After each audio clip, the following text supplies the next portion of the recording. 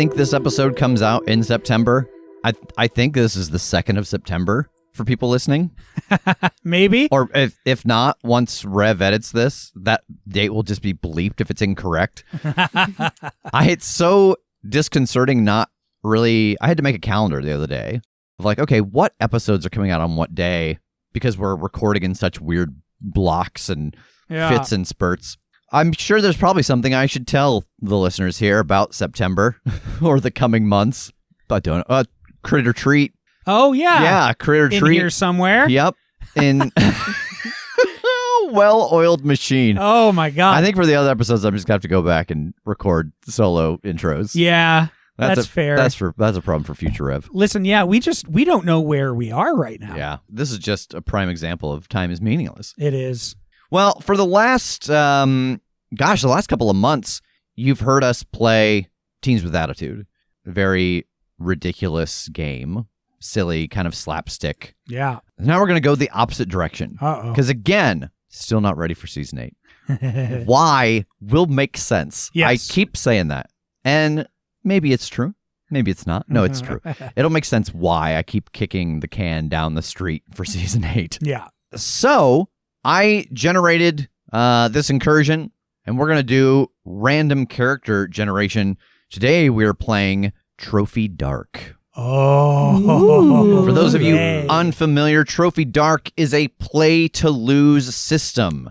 That means that as you go through the game, your hunters are ultimately fated to maybe die, maybe succumb to the supernatural elements, but it is a horror-based game about a group of hunters venturing into a locale that does not want them there and wants them gone, but the hunters are desperate for a treasure.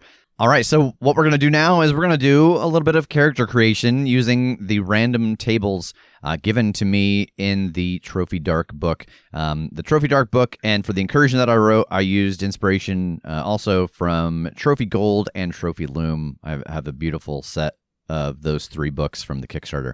All of those published by the Gauntlet. That is gauntlet-rpg.com. We have got some good friends who work there. Go support them if you like this game, or Brindlewood Bay, or any of the other games that they make. So who wants to go first? Sure. Excellent. Tass, I need you to roll a light die and a dark die. Okay. And that's going to be a common theme in this game. Okay. On my light die... give it to me the other order. So, already doing it wrong. Yep. How could you? Very good. On the dark die, a 6. And then your light die? A 2. All right, so this comes with your name, your occupation, your skills, and your background, which is another skill. You're welcome to change the name if so desired. So this is Talia. Her occupation is spider. Oh, God. Whatever that means to you. I'm terrified. And yeah, okay. and there's, like a lot of things in this game, it's going to give you a sentence, an idea. It is up to you to fill in what exactly that means. Okay. But your skills are surprise, traps, vermin. Your background is traitorous cupbearer. Oh. And that last skill that you get from that is betrayal. Okay. What? This is so Is cool. this? All right, who's next? Me. Go for it. Listeners at home, there's no editing between the volunteering. It is that fast. Yeah. All right, so give me your die rolls and tell me the dark die first. I was just so excited. You were ready to write. That's a 3 on the dark die. Okay. And a 2 on the light die. All right, so this is Kasen, Kasien. That's how I'm pronouncing it. Their occupation is intercessor. Oh. We're going to have to Google that one. Their skills are charm, persistence, and rituals. Their background is flockless shepherd. I'm sorry, what? Flockless shepherd. Sure, okay. So that could be... Failed cult leader. Yeah, have you never heard that Exactly phrase that. before? I just thought I was a bad shepherd, but I mean, it could be that. That's up to you. could be anything. And the skill that gives you is soothing. Oh, yeah, let's go. All right, next. I'll be sacrificed. Okay. Okay, dark die first? Yeah. 4 and then a 2. 2 on the light die, every one so far. Ooh, Oh, wow. We're all related. So this is Moradi, Moradi. Occupation is medium. Fuck yes. Okay. Your skills are spirits, vigilance, and willpower. Your background is injured whaler. Oh, wow, what a full life. Oh my gosh. Was that before or after becoming a medium?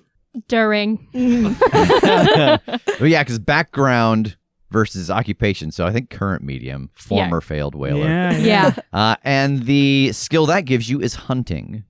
Oh. And Joe. All right. 6-6. All right, so this is Vero, Vero. Your occupation is zealot. Your skills are interrogation, rituals, and strength. And your background is wandering refugee. And that skill you get with that is disguise. These are cool. All right, so we're going to start back at the top. Tass, I'm going to ask you to roll once again. Okay, both? Yep, and this is for your drive. Okay. Dark die is 5. Light is 6. And again, this is another one of those things where I'm going to say something. It's not going to have any meaning. It's up to you to give it meaning. Your drive is to restore the Temple of Tanalot. Tanahlot. Tanalt? I like 10 a lot. Yeah. Okay. Kieran? Those are both 6s. All right, so your drive is to win the heart of the heir apparent of Nagneh. Naganeh. I'm ready. Okay. Okay, 2 on the dark, 4 on the light. Your drive is to buy the orphanage where you were mistreated. Oh, my. What is your life? She's had a crazy go of it. And Joe, 2 on the dark and 6 on the light. your drive is to commission a glorious statue of your deity. Oh. Ooh. Lovely. That fits so well with the zealot. That's Right. cool. And then again, once more, back to the top. So what this next section is for your ritual options. Now, you don't have to take any rituals. Rituals are dangerous magics that you can each do. You're going to roll a category, and I'm going to give you 3 options. You can choose none of them, 1, 2, 3 of them. For every one that you take, you have to mark an additional starting ruin. And you see at the bottom of your sheet right now, everybody starts with 1 ruin. So if you take 1 ritual, you start with 2 ruin, so on and so forth. So you could take all of them, but you're going to start at 4 ruin. Nice. All right, so Tass, let's see them dice. 6 on the dark. Okay. 1 on the light. All right, so your options are entangle, mirror, and wall. I'll let you mull that over. Yeah, please do. Okay, Kieran. That is a 3 on the dark and 4 on the light. All right, so your ritual options are circle, hospitality, and sleep. Okay. 5 on the dark and 6 on the light. All right, so your ritual options are enliven, mirage, and whale. I have to take whale. Oh my Need God. whale. WAIL. Ah.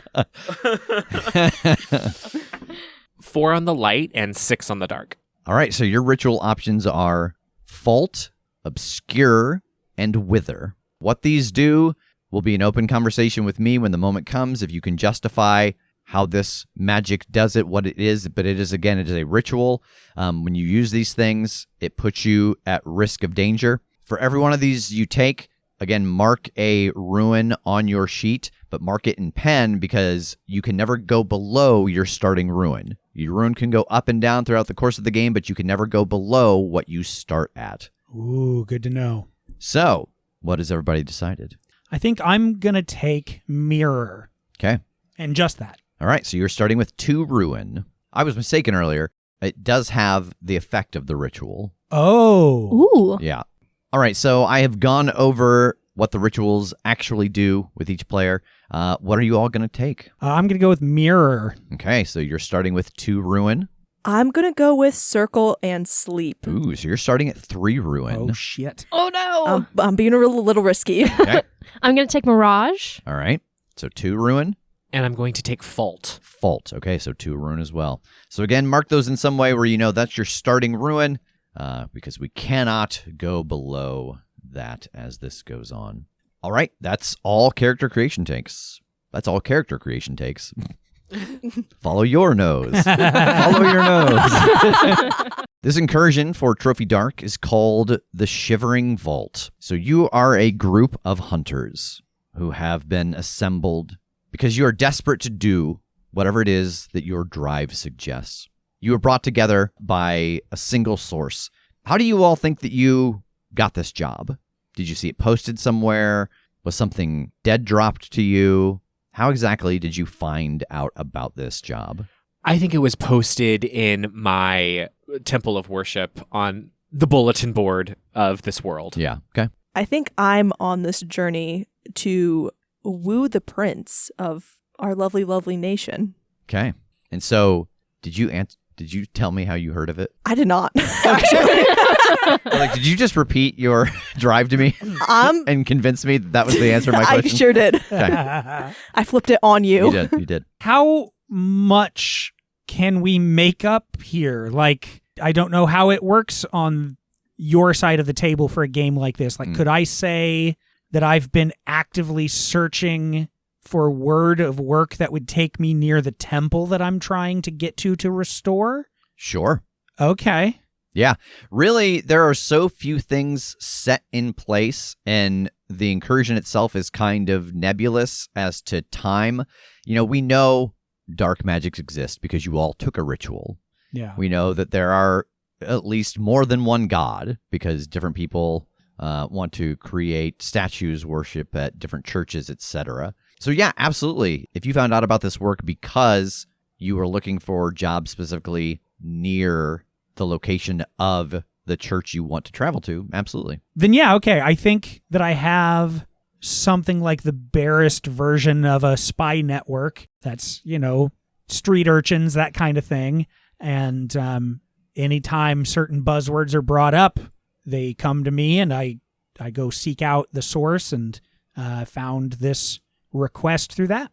And I think for me, I think I've been kind of drifting from job to job and just trying to find the job with the biggest payout. So I was kind of looking, seeking job boards, etc., and heard that there was a lot of money in this one, so I took this one up. Okay. I think the way that I found out about this job is by just being in some local taverns and hearing like whisperings of this sort of journey being available, and joined as part of a crew to try and show my worth. Okay. So to give you a little background here, the Shivering Vault is a place that you have all heard of before accepting this job. There is a place in the middle of what is relatively lush, fertile land that suddenly begins to turn to frost, then snow, then ice. And at the center of it is this enormous mountain of ice and snow. No one knows how or why this exists here because it should not. The temperatures directly outside of this location get into the 80s, 90s.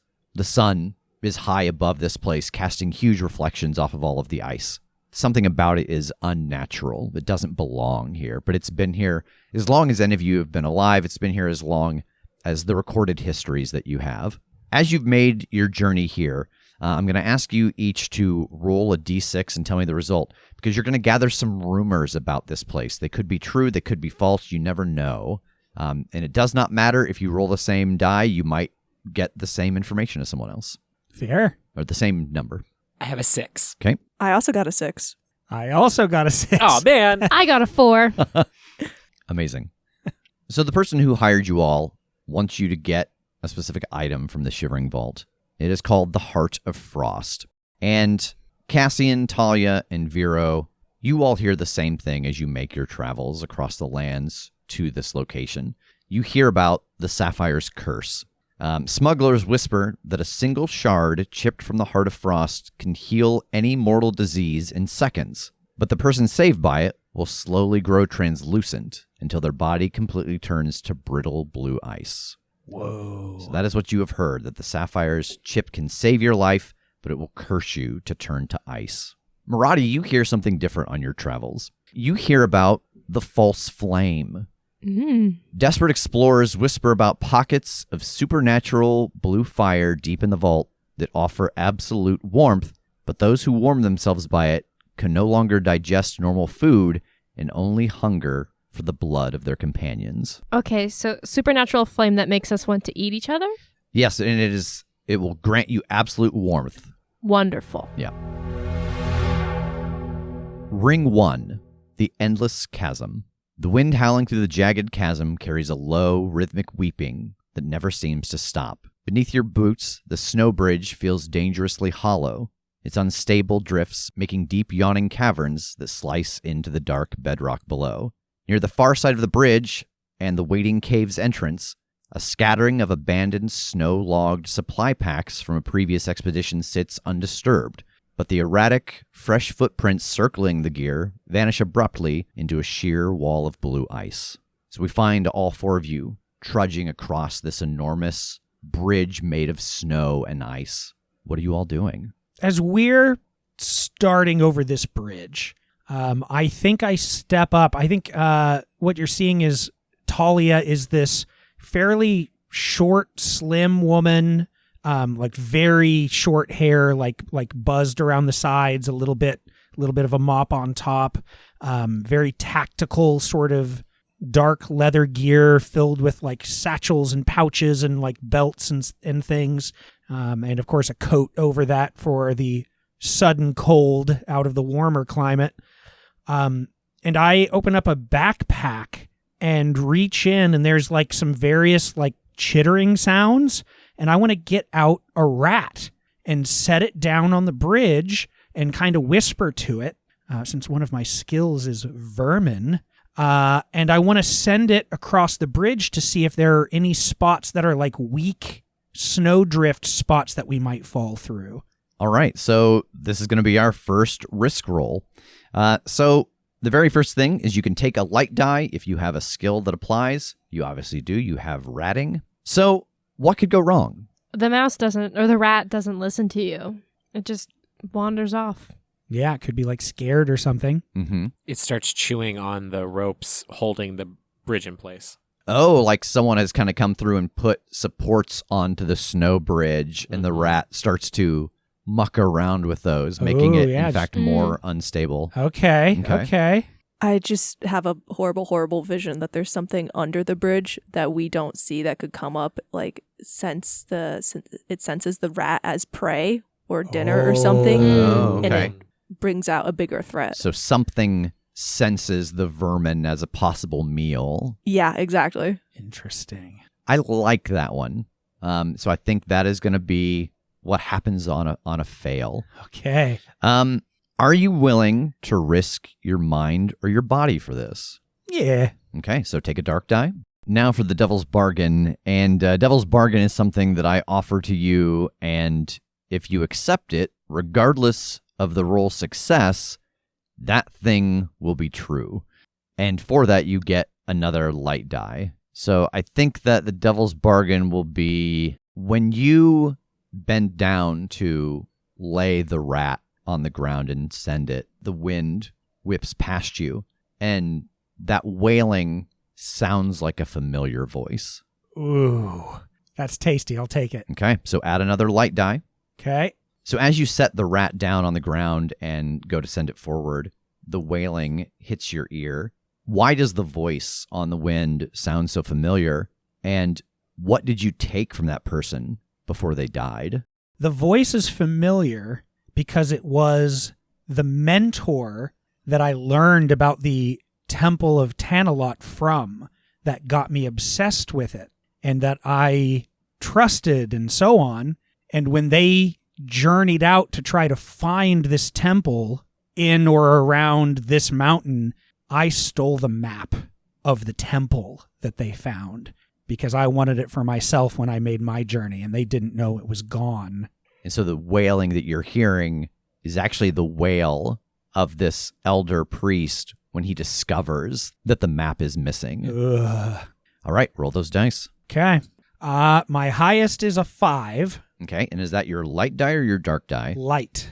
And what is your dark die? 4. So when you roll, we're just looking at the highest result. So a 6 is a success, a 4 and a 5 is a mixed, and 3 and under is a fail. So this is still a success, but there is a complication. As you set the rat down and it starts to move around, uncovering spots that could be unsafe. I think the complication that is that it unearths a rather large one that you either have to climb along this frost-crusted edge along these old ropes or try to leap to get across. But other than that, it is easy to navigate the rest of the bridge towards the cavern. It looks like this is going to be slower than we thought, as I'm like pointing ahead to this sudden huge dip that the rat is like skittering back away from. If any of you are brave enough to try to leap it, go ahead. I'm going to chance going along the ropes. And I think Moradi is kind of this a little bit more middle-aged, haggard-looking woman with kind of a slight limp on one side. And she'll walk up to Talia and go, I'm going with you. Good choice. That's a very large gap. Yes. On the flip side, Vero, I believe he is this strong, former wandering refugee, now a zealot. So I do believe he is kind of taller than average, maybe like 6'5", and muscle-bound, and has a haircut that is specific to the religion that he is a zealot of. Think like a Friar Tuck, but sexier. Okay. I understand your worries. I think I can make this jump pretty easy, so I'll wait for you guys to skitter across first, but then I'm totally gonna jump it.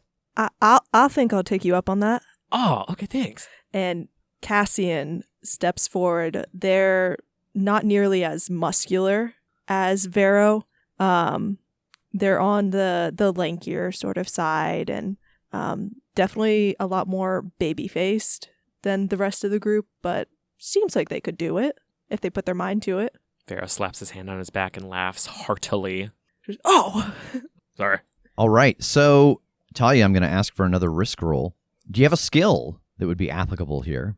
I mean, the closest I have is vermin again, that I like work with them well. I am the spider. Like I am a sneaky, crawly little person that, works with this stuff in both a literal and figurative sense. So Yeah, I'll take that. okay. What could go wrong? I'm going to say that a lot of the remaining supports are more frozen than you realize and shatter, making the possibility of exit later much more difficult. I was thinking similar, like this is going to start to unravel and we're going to have to find a different way out when the time comes. I like that a lot. Okay. It slices something to make them lose supplies that make the supplies on the other end more tempting to take part of. Oh, that like jagged ice catches on the backpack and you lose a couple of things. That's great. Yeah, let's go with that. Nice. It makes the other gear more tempting. Okay. Are you willing to risk your mind and body? Yeah, hell, why not? I think you're absolutely risking your body. This is Yeah. a pretty risky maneuver. And then a devil's bargain, something that will absolutely happen regardless. I think that the devil's bargain is that as you climb across, you feel someone pushing you along, pushing you closer and closer towards the door. And like I think you initially have the impression that it's Moradi, but realize pretty quickly that it's not. Oh, God. How can I possibly say no to that? All right, so add another light die. Okay. Does anything happen if Moradi is doing this too? They have the option to help out. Okay. Oh, I got it. I got it. And Okay. so this would be a beforehand thing if you want to try to help out. Oh, okay. Is there any option to do it after it's Nope. rolled? You gotta Ooh. take the risk beforehand. Okay, and what is it with the rolling the same thing? Yeah, so if you want to help out, all you do is you roll a single light die. Okay. That gets added to Tass's result pool. If it happens to match any dark die that he rolls, the exact number, you take a ruin. Ooh. Okay, how many do you have? I'm rolling with 3 right now. I 3 dark die? No, 3 dice total. Okay. I don't think you need. I think it's fine. Okay. I would say, I don't know, this is my strat Yeah. with a game like this is, saving those moments of helping out for when it's like, oh shit, I only have like 1 die, things like that where it's like, okay, they could use doubling up on their chances. But I'm rolling with 3. This might not go my way, but don't risk your ruin this early. And Okay. again, ultimately your decision, because your fate is also tied to this roll. Don't That is forget. That's True. true. That's true. So 100% up to you. I'll hold off for now. Okay. All right, here we go. 6 on a light die. All right. And what is your dark die? 5. Okay. So yeah, the two of you, no problem, are able to make it across the bridge. As you go, you feel a pair of hands pushing you on closer. Why do the hands feel familiar? I think this is in line with the last one. These feel like the hands that literally pushed me to what I am today. And at first, I do think it is Maradi. And then there's something about the urgency and even maybe some of the angle of it pushing me more towards the gap that I'm trying to traverse as opposed to across the bridge. And I don't look over my shoulder. I want to so badly, but I can just feel him. Like I just know the wide spread of his hands, of how he was just calm and helpful and generous. But now it's like almost like that settles on me for a moment before it starts to get a little violent. And I just keep moving. As the two of them make it across this chasm on the side, Vero, do you have a skill that will help you out with this jump? I do. I have strength. All right, so add 1 light die. Are you willing to risk your body or mind for this? What do I get if I do that? A dark die. Yes. Okay, so take a dark die. What could go wrong on this jump? Maybe you make the jump, but the impact of you landing on it causes the bridge to like become more unsteady or start to fall apart. Oh, like he can make it, but then Cassian can't. Maybe. Well, okay. Let's not say it like Yeah, that. they are connected, so... Oh, okay. yeah. Like we make it, but then similar to earlier, how like the bridge, we would have to find another way. Gotcha. Am I allowed to give my own what could go wrong? Yeah, absolutely. Okay. Not to put my thumb on the scale. He injures his leg in some way so that he is slowed down for the rest of the campaign. Yeah, let's go with that. That the thing that could go wrong is that you land incorrectly, that you tear something, you pull something, you hurt something, and have to try to carry that forward as you make your way into just the very first stages of this dungeon delve. And then a devil's bargain. I think that the impact of the two of you causes the area with the pack to collapse and fall, thus losing that possible resource. And I don't have to take that. Correct. Yeah, I won't take that. Okay. So you roll 1 light die and 1 dark die. And then again, you have the option to help out if you want. I kind of think I do. So roll a single light die. Okay. 4 on my light, 4 on my light. 3 on my dark, so we're okay there. So the two of you make it across in this leap. You go sprawling into the snow on the far side. I think the complication here is that what you land on is solid ice, and the impact reverberates. You hear it thrum, and it seems to travel down the bridge to the open mouth of the cave, and it sounds like it's being amplified, like your presence has been announced. So all 4 of you are now on the far side, close to this cave entrance, and just off to the side of the entrance are the previously mentioned abandoned packs. Can I use my knowledge of hunting to look at the tracks and like where these people have walked and try to discern like why this pack was left in the first place? I don't think you have to roll anything for this. Okay. The tracks that are there, it looks like they laid their packs down and somehow just walked into the ice. But it is a solid wall into which their footprints lead.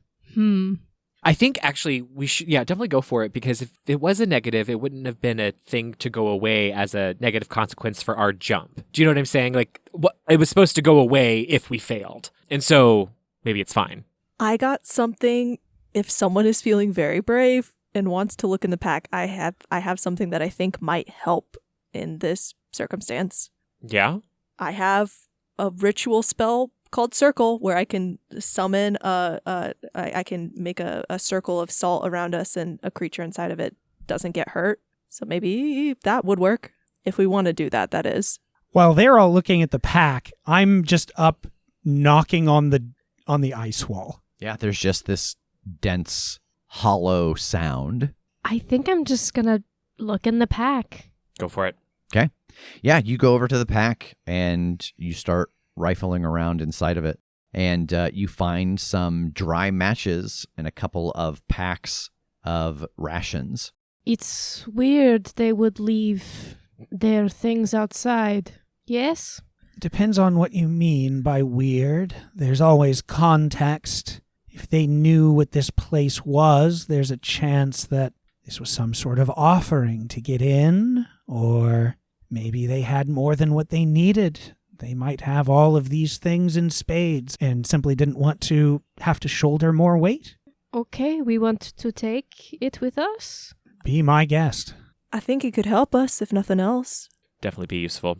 Okay, if the holy man says yes, then yes. I think I smirk, like as I'm still facing the ice wall with a hand on it, hearing her talk about the holy man, as I'm like mumbling very softly under my breath a little prayer to Tanalot.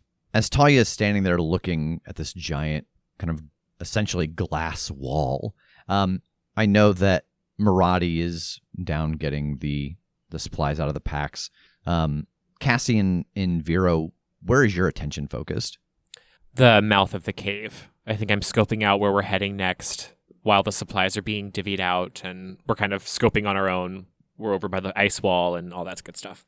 I'm looking to the other side of the bridge to see if anything is going to follow us since we made a lot of noise coming out here. So Talia, I think you're the only one who sees this. An elongated face appears in the ice. Their teeth are too long, too sharp, their skin translucent, and the scream coming out of their mouth matches with the wind. You see cracks start to form in the ice, and they push their hand against it as if they're getting ready to come out and grab a hold of you. Give me a ruin roll. And so all this is a single dark die, and just let me know if it's higher or lower than your current ruin. Okay. You can do it. Oh. It is even with. As you see this visage in front of you, the sun comes out from behind a cloud and glints off of this ice, and it causes you to flinch back. And when your vision clears again, the ice is uncracked. There's nothing there. You're unaffected by this ruin roll. But I think you carry that image with you of this gaunt, screaming face as the four of you move deeper into the Shivering Vault.